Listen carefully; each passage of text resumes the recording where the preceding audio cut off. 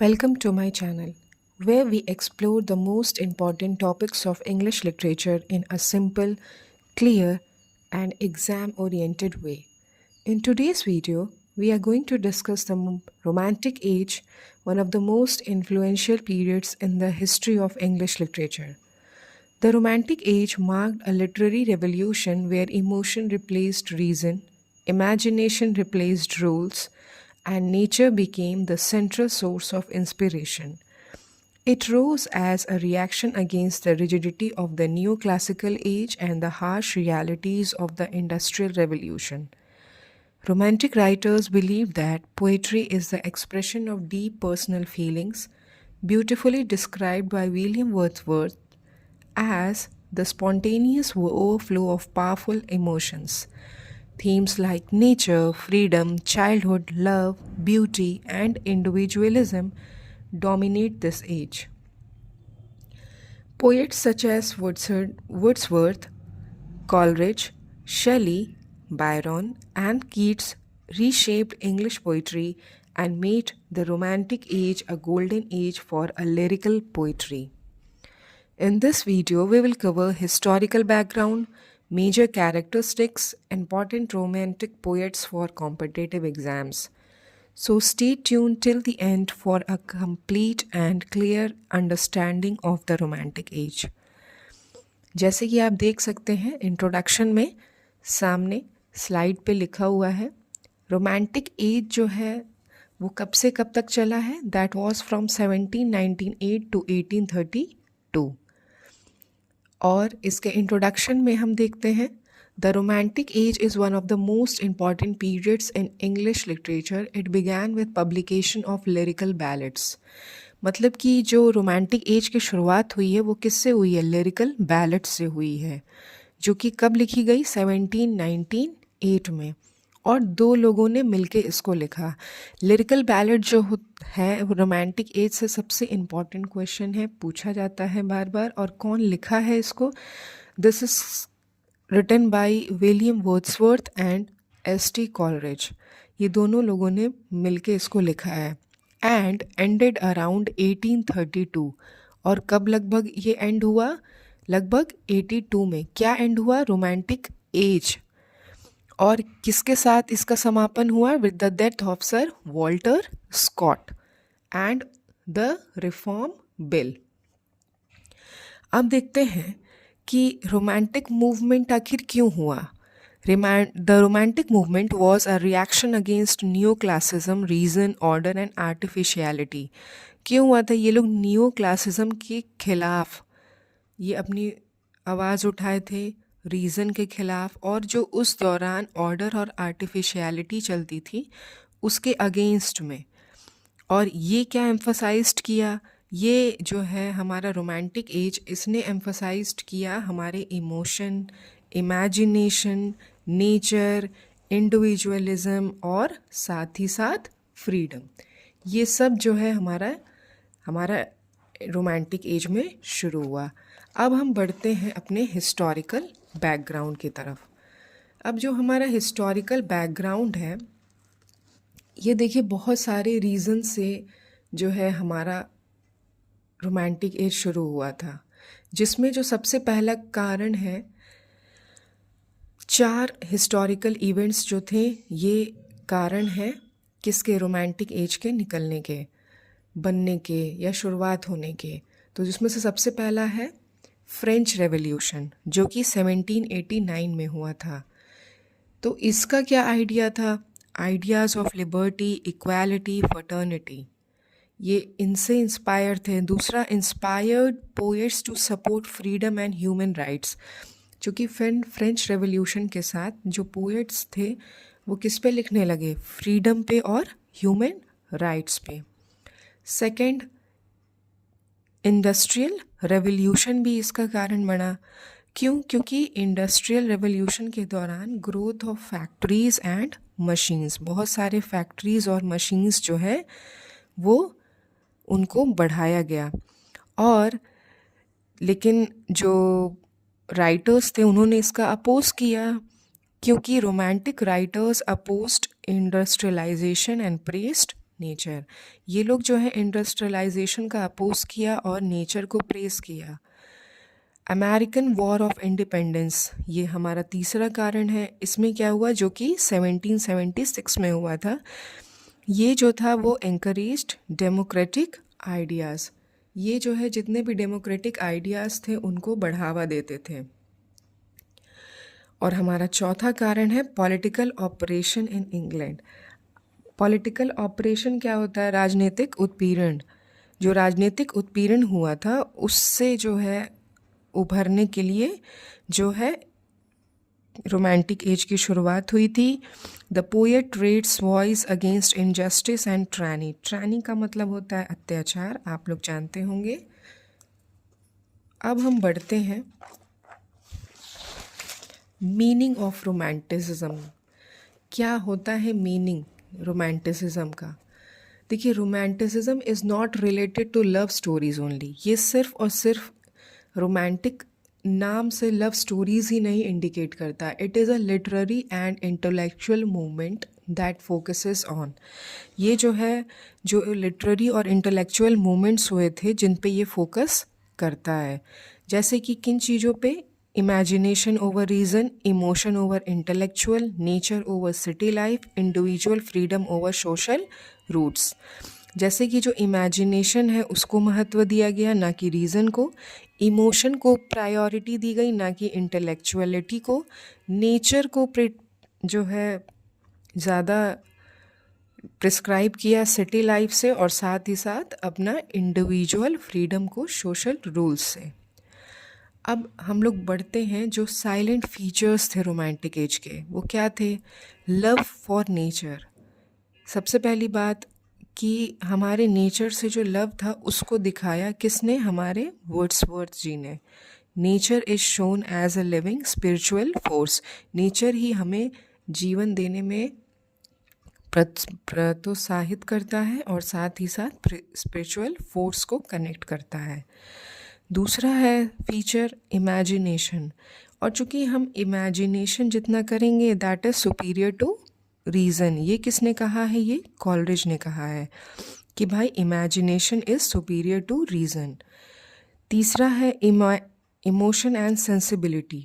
Poetry is the expression of strong feelings.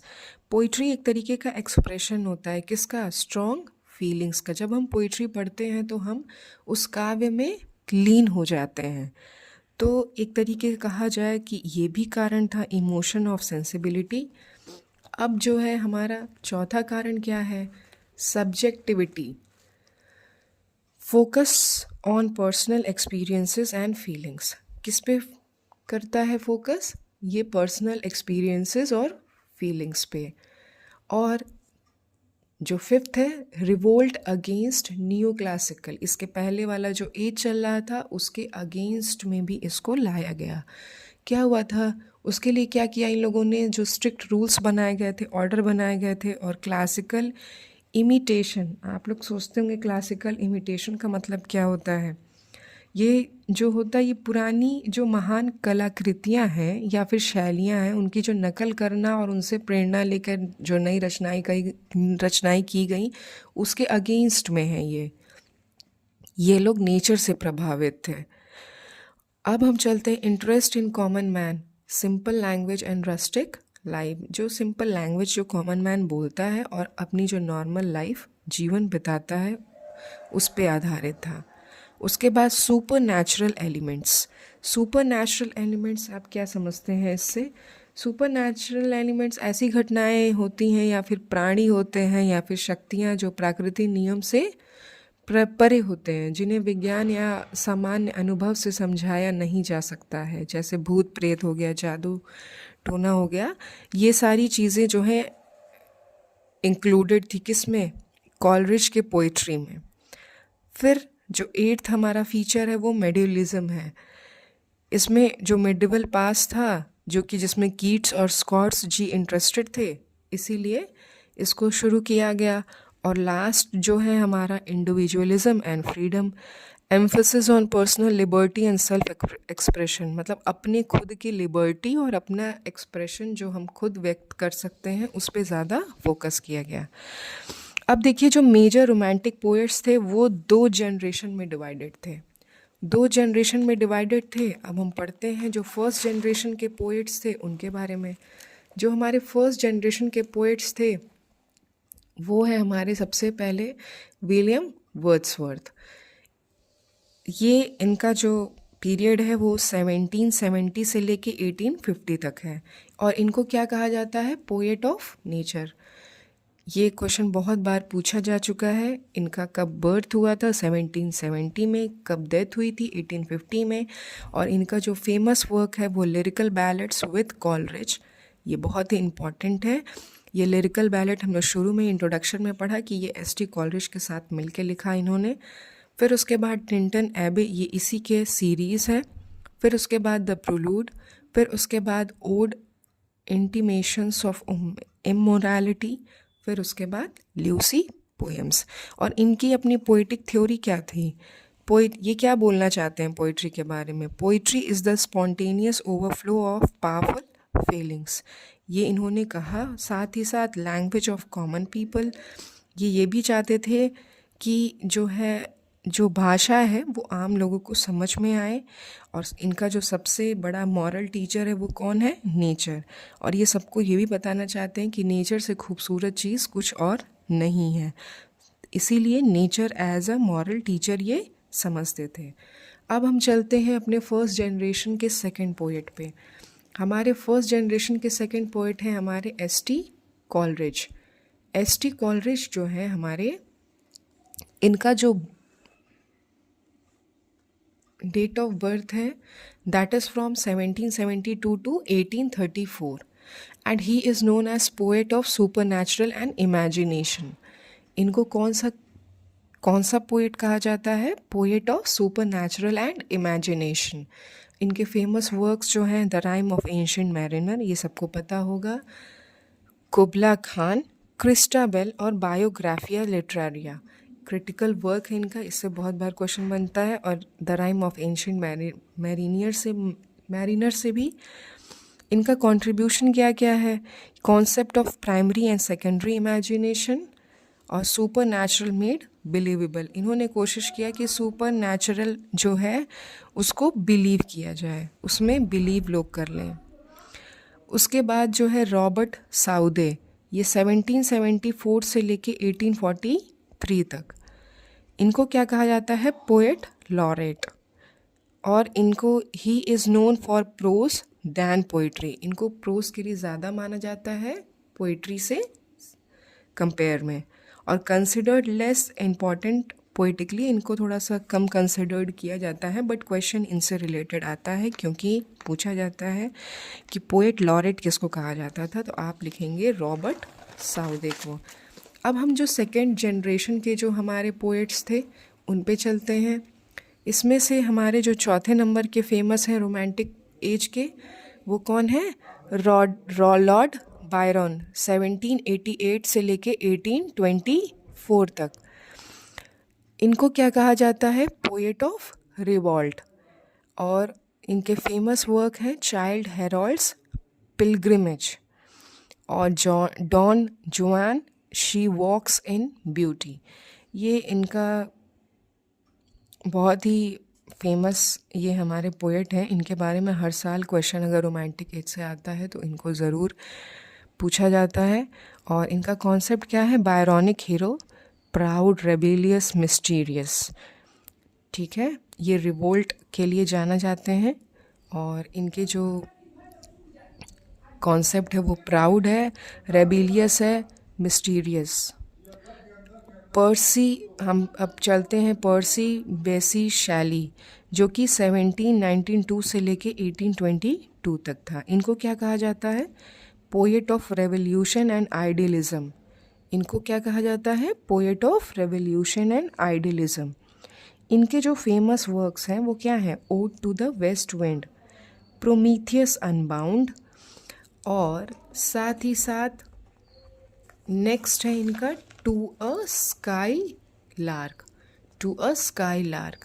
Question पूछता है कि टू द स्काई लार्क है कि टू अ स्काई लार्क है, तो टू अ स्काई लार्क है। एडोनिस जो है हमारे पीबी शेली ने कीट्स के लिए लिखा था, ये क्वेश्चन पूछा जाता है। अब जो थीम थे पीबी शेली के वो थे freedom, love, social justice, optimism and hope for humanity. अब हम मूव ऑन करते हैं अपने नेक्स्ट पोइट की तरफ, जो कि हैं जॉन कीट्स। 1795 से लेकर 1821 तक इनके जो फेमस काम है वो ode to a nightingale, ode on a Grecian urn, to autumn Endymion. आप पढ़े होंगे इनको। O part poet of beauty कहा जाता है। अ थिंग ऑफ ब्यूटी जो है एंडिमियन का पार्ट है, और जो इनका फेमस लाइन है वो beauty is truth, truth is beauty.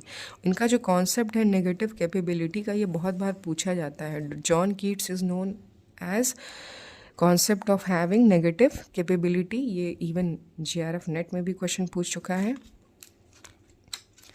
अब हम बढ़ते हैं अपने रोमांटिक प्रोज राइटर्स पे, जो प्रोज राइटर्स थे उनके पे। इसमें जो सबसे पहला नाम है वो चार्ल्स लैम का है। इन्होंने क्या लिखा है? Essays of Elia. फिर उसके बाद William Hazlitt, literary criticism. Thomas De Quincey, इन्होंने क्या लिखा है? Confessions of an English opium eater. ये पूछते हैं क्वेश्चन और मुझसे खुद गलत हो चुका था, बट इसको मैंने पढ़ा फिर, अब बहुत आसान है ये। Thomas De Quincey, confessions of an English opium eater. उसके बाद जो है हमारे रोमांटिक नॉवेलिस्ट हैं, जो बहुत ही बड़ा नाम है, सर वॉल्टर स्कॉट। इनको क्या कहा जाता है? Historical novels Ivanhoe. और इन्हीं के साथ जो है रोमांटिक एज का भी अंत होता है। और क्या क्या होता है? 1832 में किसके किसके साथ अंत होता है? Death of sir Walter Scott, फिर passing of the reform bill, और इसके बाद क्या होता है? Rise of Victorian realism. अब चूँकि हम लोगों ने पढ़ा तो अब मैं कंक्लूड करती हूँ। The romantic age was a turning point in English literature. जैसा कि हम लोगों ने पढ़ा, that gave a supreme importance to emotion, imagination, nature and individual freedom.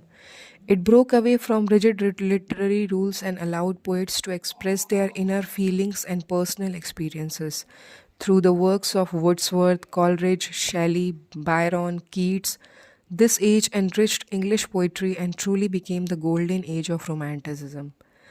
And if you found this video helpful for your English literature exam and competition, please like the video, share your thoughts in the comment section, and subscribe to my channel for more clear, exam-oriented and easy explanations.